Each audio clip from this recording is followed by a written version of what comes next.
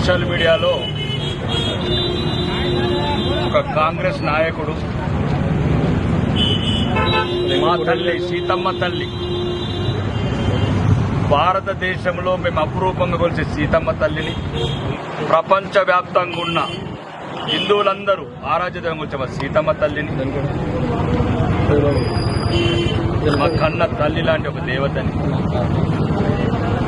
అసభ్యకరంగా గుడ్డలు లేకుండా సీతమ్మ తల్లిని ఈరోజు సోషల్ మీడియాలో ఈ ఆర్మూర్ శాసనసభ ఇన్ఛార్జ్ వినయ్ కుమార్ రెడ్డి గారి సహచరుడు కావాలని ఒక దురుద్దేశంతో హిందువులను అవమానపరచాలని, హిందువులని హేళన చేయాలని ప్రతి ఒక్కడు వాడి సలహాలతోని వీళ్ళకి హైదరాబాద్ నుంచి వచ్చిన హైకమాండ్ ఆదేశాలతోని ఈరోజు సోషల్ మీడియాలో ఆ అవమానకరంగా హిందువుల పట్ల చులకనగా ఈ మీడియాలో ఏదైతే ప్రచారం చేస్తున్నారో దాని మీద ఒకటే చెప్పాం.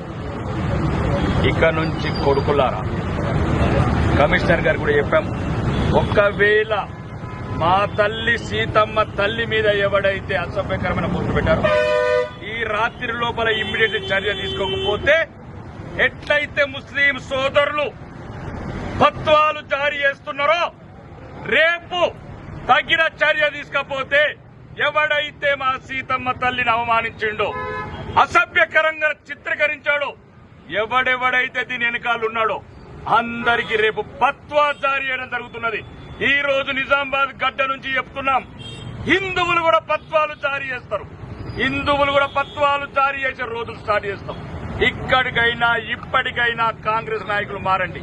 75 ఏళ్ల మా జాతిని, మా దేవతలని అందరినీ నిర్వీర్యం చేసిన పార్టీ మీది.